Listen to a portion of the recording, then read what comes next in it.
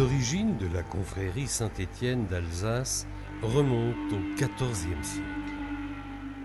Tous les 26 décembre, jour de la Saint-Étienne, la Société des notables d'Ammerschwil, près de Colmar, dont l'un des rôles majeurs était l'étroite surveillance de la qualité des vins de la cité, se réunissait pour son festin annuel. Le faste et la magnificence de cet événement étaient tels que la population prit bientôt l'habitude d'appeler cette société la confrérie Saint-Étienne. La confrérie Saint-Étienne est aujourd'hui considérée comme l'une des plus anciennes de France. Son règlement intérieur, encore en usage, date de 1561.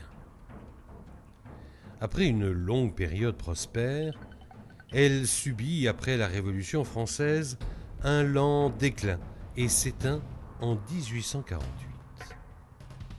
Alors commence le grand moment.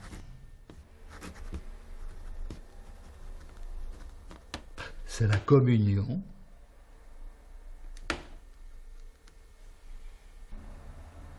Vous allez de l'autre côté de la rive à la rencontre de l'âme du vin.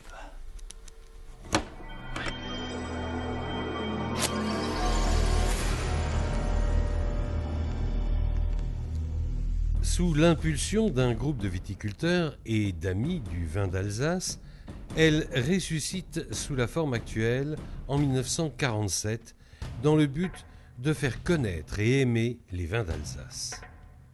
La séance inaugurale se tient dans les caves de l'Enfer, à la maison Q à Ammerschwil.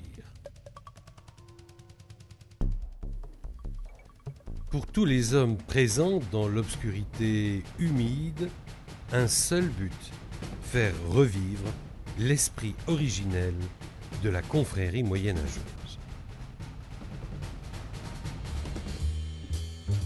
En 1973, la confrérie acquiert le château de Kinsheim, près de Kaysersberg, et y installe son siège. Cette demeure fut édifiée par le baron Lazare de Schwendi, un général de l'Empire qui ramena en Alsace le Tokay de Hongrie. C'est ici, dans cette salle capitulaire, que siège le Grand Conseil qui décide de la vie de la confrérie. Grand chambellan, héros, grand massier et chanson, si les distinctions du pouvoir ont toujours les connotations féodales, la confrérie d'aujourd'hui a adopté un fonctionnement plus démocratique. Ainsi, le grand maître est-il élu chaque année par ses pairs pour un mandat unique. Propriétaire depuis plus de 40 ans, la confrérie a apporté d'importantes transformations au château, avec notamment l'aménagement d'une magnifique cave où sont entreposées plusieurs dizaines de milliers de bouteilles, la célèbre œnothèque de la confrérie, dont les millésimes les plus anciens remontent à 1834.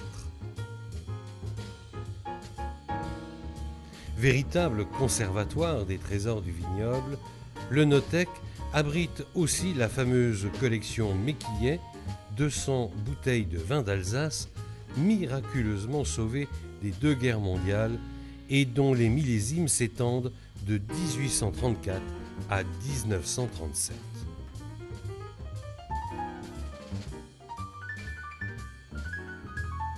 Chaque année, depuis 1957, à l'issue de dégustations organisées en janvier et juillet pour les AOC Alsace, Alsace Grand Cru et l'AOC Crémant d'Alsace, la confrérie Saint-Étienne délivre un label de qualité intitulé Sigil des vins d'Alsace.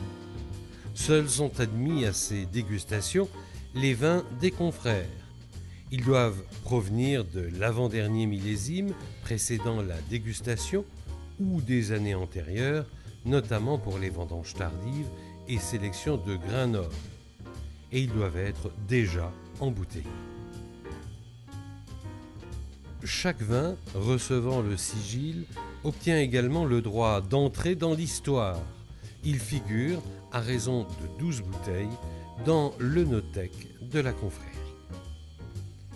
Un conseil des jeunes, présidé pour un an par le major, regroupe les aspirants et aspirantes de moins de 45 ans du Grand Conseil.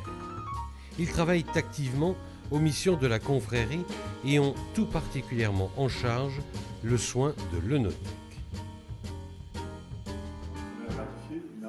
De nos jours, la confrérie organise en son château plusieurs chapitres dits solennels, soirées prestigieuses débutant par une dégustation commentée, des épreuves viniques et la séance rituelle d'intronisation, et se poursuivant par un dîner de gala où un chef réputé propose un menu de haute gastronomie mettant en valeur les meilleurs vins d'Alsace. De par le monde, de la Belgique à la Suède, du Japon aux États-Unis, nos délégations étrangères œuvrent à la connaissance des vins d'Alsace et font rayonner l'esprit de la confrérie Saint-Étienne d'Alsace. Pour qui veut s'imprégner de l'état d'esprit des confrères de Saint-Étienne, l'article 1 du règlement est éloquent. Nul ne peut être confrère de Saint-Étienne s'il n'aime la joie, la bonne chère et les vins d'Alsace. Toutefois, l'admission ne sera prononcée que sur proposition motivée d'un confrère dûment autorisé et après accord du Grand Conseil. Celui-ci soumettra en outre le postulant aux épreuves viniques d'admission. Et vous, êtes-vous imprégné par l'esprit du vin d'Alsace ? Vous aussi, vous pouvez apporter votre contribution à la renommée des vins d'Alsace. Dites-le autour de vous. La confrérie Saint-Étienne d'Alsace vous aidera à promouvoir l'histoire d'Alsace en général, l'histoire des vins d'Alsace en particulier.